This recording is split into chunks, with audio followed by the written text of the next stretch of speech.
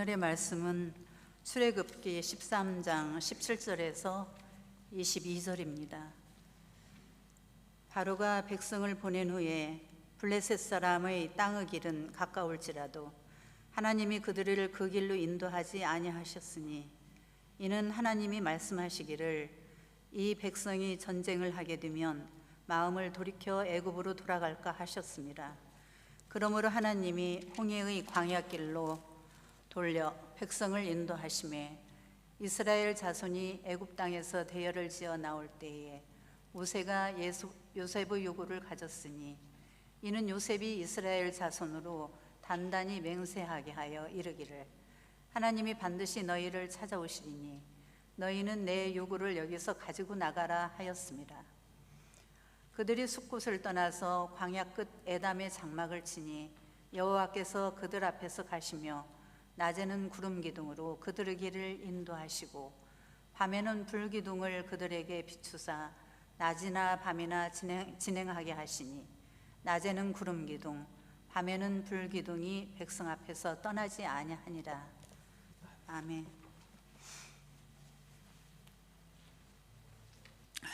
우리 그 주보의 지도를 보시면 이스라엘 백성들이 어디에 묵었냐면 그 맨 왼쪽에 애굽이라고 크게 글씨가 쓰여져 있는데 거기에 그쪽 지역입니다. 거기서 오른쪽으로 조금 약간 사선으로 나가면 고센이 있죠. 그 고센이 이스라엘 백성들이 애굽에 들어가서 약 400년 동안 살던 지역입니다. 그래서 하나님께서 그들을 애굽에서 건져내서 그 오른쪽 쭉 가면 예루살렘이 있죠. 약간 그 평행선보다 조금 더 위에 거기까지 가려면 그 지중해 선을 길을 타고 가면 빠르면 일주일, 길면 2주일이면 그 가사라고 하는 지역까지 도착할 수 있습니다. 자, 그런데 하나님께서는 오늘 말씀해 보니까 17절에 바로가 백성을 보낸 후에 블레셋 사람의 땅의 길은 가까울지라도 하나님이 그들을 그 길로 인도하지 아니하셨으니 그 점선을 따라 지중해 바닷가 길로 가는 땅은 지금 팔레스타인 블레셋이 살고 있어요. 근데 가깝지만 그리로 보내지 아니하셨다고 17절에 말씀하고 있습니다. 오히려 내려와서 남동쪽으로 내려와서 시나이 반도를 거쳐서 시내산에서 또 그 광야길을 계속 돌리면서 해서 40년을 거쳐서 그 원래 목적했던 땅으로 들어가게 했던 것입니다. 왜 하나님께서 길이 없는 그곳, 그 홍해 바다를 건너야 하는 그 길을 하나님께서는 그 길로 인도하셨을까? 거기에는 하나님께서 이스라엘 백성들을 인도하기 위한 아주 그 깊은 뜻이 있었습니다. 자, 먼저 첫 번째가 뭐냐면 그 이스라엘 백성들이 갖고 있던 그 애굽에 대한 생각을 하나님으로 바꾸기 위해서 그들을 그렇게 40년 동안 가까운 길로 가지 않고 밑으로 돌렸던 겁니다. 자, 우리가 13장까지만 읽었지만 14장에 보면 11절에 제가 읽겠습니다. 이렇게 봅니다. 그들이 또 모세에게 이르되 애굽에 매장지가 없어서 당신이 우리를 이끌어내어 이 광야에서 죽게 하느냐? 어찌하여 당신이 우리를 애굽에서 이끌어내어 우리에게 이같이 하느냐? 우리가 애굽에서 당신에게 이른 말이 이것이 아니냐? 이르기를 우리를 내버려두라. 우리가 애굽 사람을 섬길 것이라 하지 아니하더냐? 애굽 사람을 섬기는 것이 광야에서 죽는 것보다 낫겠노라. 그들이 이제 노예 생활을 끝내놓고 자기네 땅으로 가는데 앞에 홍해가 가려막히고 뒤에는 애국 군인들이 쫓아와요. 그러니까 그들이 하는 말이 단 2계절에서 절수는 2계절인데 그들이 무슨 말을 강조하냐면 애국 무려 5번이나 단 2계절에서 애굽에 대한 얘기를 계속 꺼내는 거예요. 자, 애굽은 어떤 나라입니까? 자기들을 괴롭힌 나라 이스라엘 백성들을 괴롭힌 나라였던 거예요. 그런데도 자기들이 다급하니까 계속 그들의 머릿속에는 애굽만 생각나는 거예요. 그러니 하나님께서는 이 애굽에 대한 생각만 갖고 있는 이스라엘 백성들을 그냥 내버려 둘 수는 없어요. 그들 머릿속에서 애굽은 빼버려야 돼요. 뭘 넣어줘야 돼요? 그 애굽이라는 생각 대신에 하나님이라는 생각으로 바꿔놔야 돼요. 그들은 오랜 시간 동안 무려 400년 동안 있었으니 애굽의 문화에 젖어 있을 수밖에 없지 않겠어요? 우리 그러잖아요. 우리 일제강점기가 겨우 36년인데 이제서야 우리들은 아직 못 벗어났어요. 이제서야 우리 10대, 20대들은 거의 다 벗어났어요. 일본 좋아요. 물론 뭐 경기할 때는 라이벌일 수는 있지만 그들과 어울리고 친구하고 그들 문화도 배우고 그들 음식도 가서 먹고 일본 찾아가서 여행도 하고 즐거워해요. 벗어나는데 몇십 년이 거의 100년이 걸려요. 그런데 400년 동안이나 애굽에 머물러 있던 그들을 그 머릿속에서 애굽이라는 문화를 빼내고 하나님 생각으로 집어넣으려면 얼마나 시간이 필요했겠어요. 여러분, 이스라엘 백성들이요, 애굽에서 그 빠져나오는 데는 단 하루면 됐어요. 6월절 날 하나님께서 그들 백성들을 애굽 백성들을 쳐서 애굽의 왕자도 치고 마다들 다 치고 해서 하루면 나왔어요. 그렇지만 그들의 습관, 그들의 생각을 빠져나오는 데는 40년이나 더 걸려야 돼요. 그렇기 때문에 하나님께서는 그들 마음속에 가득 찼던 애굽의 생각을 벗겨버리려고 그 이스라엘 백성들을 그 지중해 가나안 빠른 길로 인도하지 아니하고 먼 길로 돌렸던 겁니다.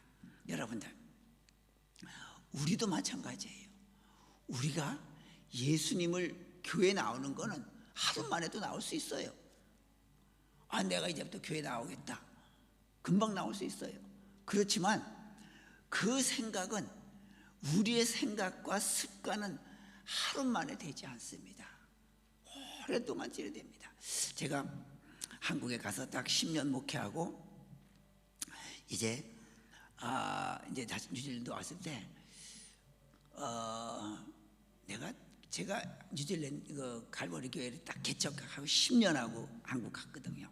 그래서 10년을 해야겠다. 근데 또 한국에서 10년을 뭐 더 해도 되겠다 싶었는데 제가 어디서 결정적으로 더 이상은 이들의 생각을 바꿀 수 없겠다 한 게 뭐냐면 10년째 거의 다 돼가던 해에 한 장로님 당회 있잖아요. 당회계인데 뭐 당회 한국에서 장로님들은 그래도 신앙 경력이 모태 신앙 대부분들이에요. 아주 발언권도 있고 그런 장로님이 그래도 어느 날 이렇게 당회를 이렇게 있는데 당에 앉아 있는데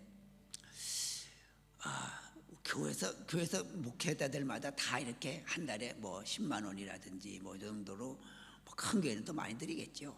저는 그때 10만 원인가 이렇게 더 받았어요. 그러니까 도서 구입비. 그러니까 목회자들 이제 늘 책을 보면서 새로 나온 책, 필요한 도서 사면서 읽고 설교에 큰 도움이 되라고 하면서 한 달에 그때 제가 10만 원씩 받았어요. 어떤 교회든지 다 뭐 액수의 차이는 나지만 다 드립니다. 최고 적은 교회가 한 10만 원 드리고 뭐 큰 교회는 100만 원도 드리고 50만 원도 드리는데 문득 그 장로님은 모태신앙이에요. 교회에서도 발언권이 세요. 그런데 어느 날 문득 그분은 평생 직장 생활했죠. 이제 그만두고 나중에 은퇴했는데 목사님들 도서비 드리는데 사실은 목사님들 은퇴하고 나갈 때 그 도서비로 산 책은 다 갖고 나가면 안 됩니다. 교회에다 원래는 두고 나가야 됩니다. 제가 충격을 먹었어요. 기업은 그렇대요. 저는 회사 생활 안 다녀서 모르는데 회사는 그런가 모르겠어요. 뭐 임원들에게 도서비 이렇게 주면 책을 사가지고 이렇게 하는가 보죠. 한국 교회에 그런 게 없거든요. 그건 목사님들이 다 책을 사서, 그래서 목사님들 방에 가면 책들이 끄덕끄덕해요. 늘 책을 봐야 되니까요. 제가 그때 탁 충격 먹은 게, 이 사람들은 평생을 예수 믿어도 세상 생각밖에 못하는구나. 기업으로 생각하는 거예요. 교회도. 교회 뭐 예를 들어 뭐 이사나 뭐 사장에게 도서비를 주면 그 회사 돈으로 샀으니까 그걸 놓고 나가나 봐요. 회사는. 자, 그럼 저는 그렇게 생각했어요. 그러면 또 그렇게 얘기하면 당에서 그러면 또 싸움이 붙거든요.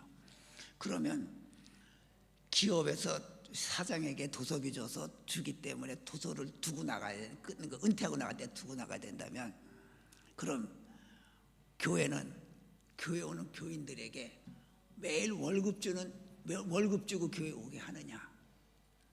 오히려 교인들은 돈 내고 예수 믿잖아요. 그러니까 어떻게 해서든지 그들의 생각은,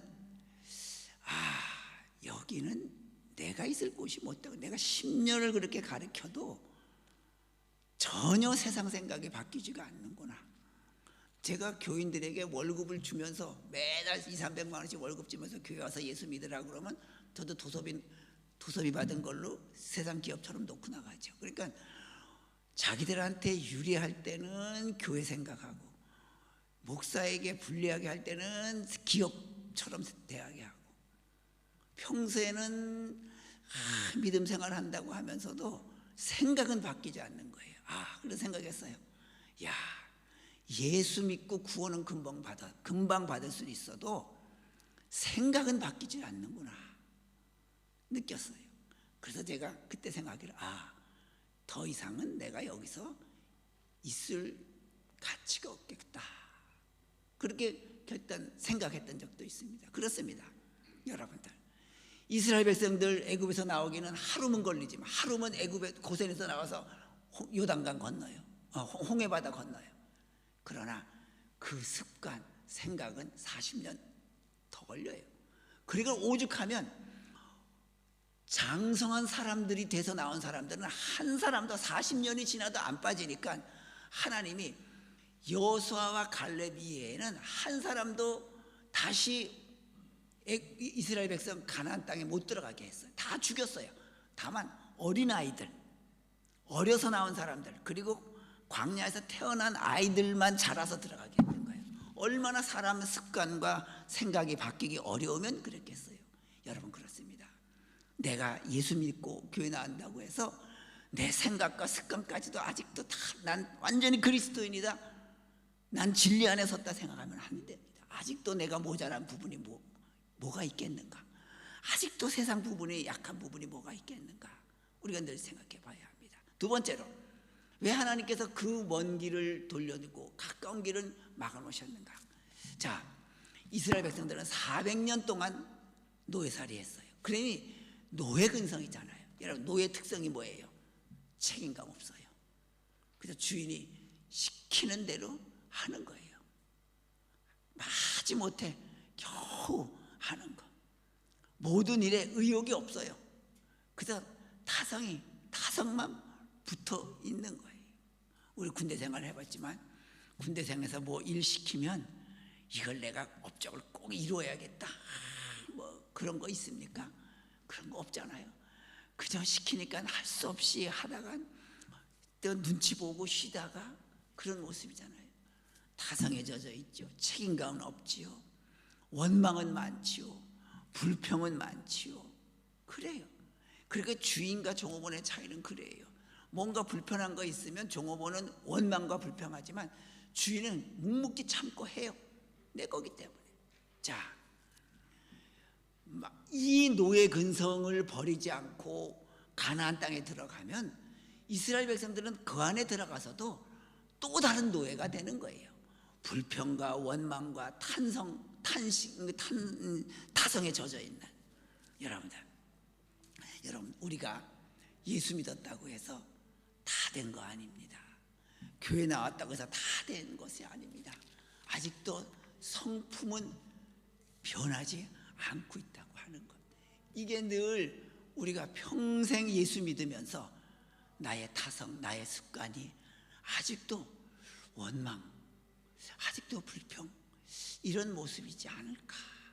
우리가 늘 돌아봐야 합니다. 교회에 대해서도 마찬가지예요. 우리 교회에 분명히 부족한 것도 많이 있어요.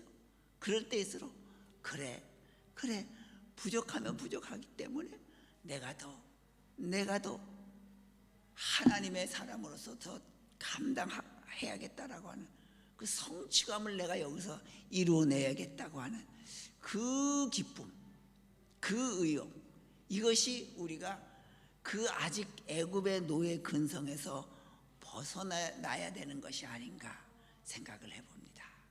또 세 번째로 하나님께서 그 먼 길을 돌린 것은요, 자 생각해 보세요. 그 길은, 그 사막길은, 광야길은 길도 없어요. 홍해마다 건너야 돼요. 거기 들어가면 살아서 나오기가 어려워요. 그런데 그 길을 한 사람도 아니고 200만 명이 그 길을 들어갔는데 죽지 않고 40년 동안이나 거기에서 살다가 거기에 먹을 거 뭐가 있겠어요? 풀이 자랍니까? 비가 내립니까? 뭐가 농사를 지을 수 있습니까? 그런데 200만 명이나 되는 사람이 하루 이틀도 아니고 40년 동안 배불리 먹고 나오고 산단 말이에요. 그리고 나왔단 말이에요. 그러니 세상 사람들이 그걸 보고 이야, 저들이 믿는 하나님은 과연 무언가? 그 생각할 거 아닙니까? 하나님은요, 바로 이방인들로 하여금 하나님만이 살아계시다고 하는 것을 깨닫게 하기 위하여서 이스라엘 백성들을 그 가까운 길로 보내지 않고 그 먼 길로 돌린 것입니다. 여러분들, 애굽에서 나온 것이 기적입니까? 물론 기적이죠. 그러나 그것보다 더 기적은 200만 명의 그 이스라엘 백성들을 40년 동안 그 광야에서 배고프지 않고 목마르지 않고 옷이 헤어지지 않고 보호했다고 하는 그것이 더 기적이라고 하는 겁니다. 여러분, 우리가 예수 믿는 것도 기적이지만 이것보다 더 큰 기적을 이루어야 돼요. 그게 뭐냐면 내가 믿음의 방법으로 살아가고 있다고 하는 것, 이게 우리의 기적이 되어야 됩니다. 여러분, 우리는요, 우리가 일생에 살아가고 있는 동안 무엇으로 예수님을 예수님이 살아계시다고 증명을 할까요? 막 그냥 무슨 어떤 폭탄 같은 성령의 방언에 같은 능력, 통성기도? 여러분, 그걸로 우리가 과연 예수 믿는 것을 우리가 증명해낼 수 있을까요? 사람들에게 우리가 내가 예수 믿는다는 걸 여러분들 뭘로 증명해야 됩니까? 방언? 통성기도? 우리가 24시간 중에 기도하고 성경 보는 시간 24시간을 분으로 한 시간에 60분을 분으로 나누니까 1840분이에요. 1840분 중에 기도하고 성경 보는 시간 우리가 짧게 쳐서 10분이라고 칩시다. 많게 쳐서 20분이라고 칩시다. 그래봐야 1840분에 20분이면 2%도 안 돼요. 2% 정도 되겠나요? 그래요. 2%라고 칩시다. 우리 하루 중에 2%가 기도하고 성경 보는 시간이에요. 그 2%를 우리 안 믿는 사람에게 보여주는 시간입니까? 아니에요. 나머지 98%를 우리가 안 믿는 자들에게 보여주는 시간이에요.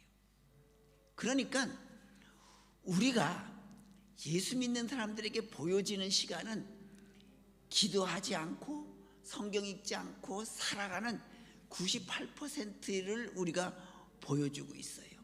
그 98% 기도하지 않고 성경 읽지 않는 98% 시간을 통해서 그 사람들이 우리가 예수 믿는 사람이라고 하는 것을 발견해내게 해야 돼요. 그게 우리의 소명이에요. 우리는 내가 전에도 얘기했죠, 말씀드렸죠. 내가 내 입에서 예수 성경 몇 장 이걸로 막 얘기를 해야 내가 예수 믿는 사람인 것처럼 장한 것처럼 교회가 어떻고 교회사가 어떻고 한국의 뭐가 어떻고 해야 우리가 예수 믿는 사람처럼 드러내는 것이죠. 과연 우리가 그 시간이 몇 시간이에요? 2%밖에 안 돼요. 나머지는 아무 예수에 대해서 아무 소리 안 하는 98%를 안 믿는 사람이니까 부대끼고 살아요. 그 속에서 예수를 깨닫게 해줘야 돼요. 이게 우리의 모습이에요. 바로 이스라엘 백성들을 광야로 돌린 것은 구원에 내오는 그 시간, 그 하루도 중요하지만 40년 동안을 하나님께서 보호해 주셨다고 하는 것을 깜짝 놀라요. 40년 후에 저들이 어떻게 저 광야에서 살아남을 수 있을까? 저들이 믿는 하나님이 진짜 하나님이 아닐까? 그렇다고 하면 이걸 깨닫게 해주시기 위해서 하나님이 먼 길을 돌리셨다는 거예요. 우리도 그렇습니다. 여러분들, 교회 나오는 시간도 중요하지만 교회 나오지 않는 시간이 더 중요하다고 하는 것, 그 속에서 하나님이 나와 함께 계시다고 하는 것을 보여주고 사는 것이 굉장히 중요하다고 하는 것을 우리가 보여줘야 합니다. 지금은 돌아가셨지만 서강대 영문학자인 장영희라고 하는 여자 교수님, 아주 극심한 소아마비 교수님이셔요. 아버지가 유명한 서울대학교 영문학자이신데요. 그분은 이제 그 평생 태어날 때부터 그렇게 태어나셔서 결국은 이제 그런 병으로 이제 한 10년 되셨나 돌아가신지. 그분이 쓴 책도 굉장히 여러 권대입니다. 문학의 숲을 거닐다라고 하는 책에 보면 그가 대한 사람 중에 한 분이 유 선생이라는 분이 계세요. 그는 목포 어느 나이트클럽의 트럼펫 연주자입니다. 그는 그 유 선생이라는 사람은 어릴 때부터, 청소년 때부터 절도, 강도, 강간, 그래서 어릴 때부터 벌써 10여 년간을 감옥을 들락거렸어요. 그가 이제 아홉 번째 감옥에 이제 후송될 때입니다. 그가 수갑을 찬 채로 경찰차 뒷차에 앉아서 이제 감옥으로 후송이 되는데, 이제 내가 이번에 들어가면 또 오랫동안 이 세상을 못 보겠구나 하면서 그 경찰차 뒤에서 이렇게 차창을 내려다 봅니다. 네온사인이 비쳐요. 그런데 그 라디오에서, 그 경찰 라디오에서 뭐가 들려오냐면 가요가 흘러나와요. 그 눈물로 쓴 편지는, 김세화 씨, 눈물로 쓴 편지는 지울 수가 없어. 아시죠? 들어보셨죠? 그 노래가 나와요.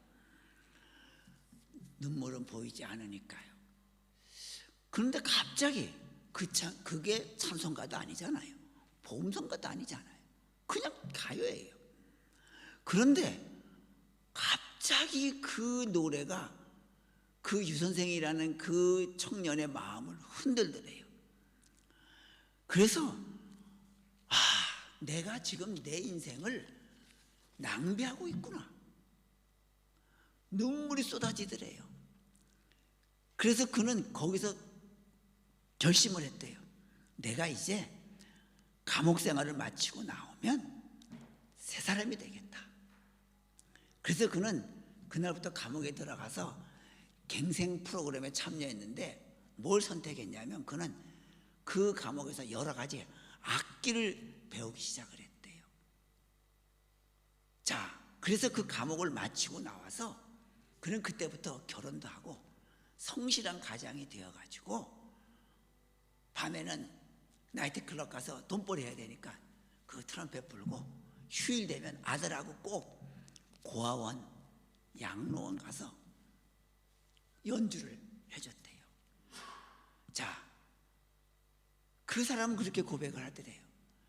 그 김세화라는 가수는 꿈에도 못 생각했을 거라고. 자기가 부른 노래가 한 죄수의 인생을 이렇게 변화시켜 놓을지를 아마 그 가수는 지금도 모를 거라고. 그런데 그 노래 가사에는 하나님이라는 말도 없어요. 성경 구절도 없어요. 그런데 왠지 모르게 하나님이 역사하시니까 자기가 그 내리는 순간 인생이 변화된 거예요.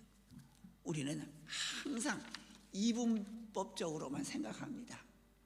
하나님이라는 말이 들어가야만, 성경이라는 말이 들어가야만 내가 하나님을 증거한다고 하는 것처럼 생각이 들어요. 아니에요. 중요한 것은 말이 아니에요. 중요한 것은 장소도 아니에요. 그 사람의 삶의 태도라고 하는 거. 여러분, 장소가 거룩하게 만듭니까? 물론 여러분, 이 거룩한 장소, 여기 교회 참 경건하고 거룩해요. 저는 우리 교회 너무너무 감사하게 생각해요. 여기 교회 출근하는 날 아침에 와서 기도하고 저녁 때 모두 다 돌아가서 혼자 와서 기도할 때는요, 여기가 천국 같아요. 정말 베드로처럼 여기다가 초막셋을 짓고 그냥 살고 싶어요. 얼마나 아름다운지, 거룩해요. 그런데 어느 날 여기는 또 이 커뮤니티를 위해서 사용하기 때문에 1년에 몇 차례씩 여기에서 그 유랑극단 같은 그런 댄스 팀들이 와가지고요, 그 70년대 80년대의 그 음악, 옷차림, 뭐 가수들, 그럼 여기가요, 이 자리 여기 앞에 의자 400석을 놓으면 꽉 차요. 입장은요 한 20불씩 받아요. 저는 공짜로 보지요. 저 올라가서 저기서 신나요. 여기서 댄스하고 뭐 노래 부르고 70년대 80년대 그 올드 팝송 부르고 신나지요. 또 교회하고 또 달라요. 여러분, 그렇기 때문에 장소가 거룩함과 세속성을 구분하는 게 아니라 내 마음의 태도가 결정하는 거예요. 자, 우리가 주일날 교회 왔어요. 영적인 자리죠. 거룩한 자리죠. 그런데 참석은 했는데 마음속에 누군가에 대한 적개심이 있고 분노가 있어요. 그런데 교회는 또 안 올 수 없어요. 교회 책임자이기 때문에 안 올 수 없어요. 그렇기 때문에 안 올 수 없어서 왔는데 적개심도 있고 분개심도 있다 보니까 설교도 마음에 안 들어오고 찬송가도 오늘따라 왜 이렇게 4절까지나 있는지 짜증도 나고. 여러분들, 이런 경우 예배당이 거룩한 장소가 될까요? 아니에요. 반대로 토요일 날 됐어요. 축구장을 가서 오랜만에 축구 경기를 가서 아들하고 아내하고 축구장을 갔어요.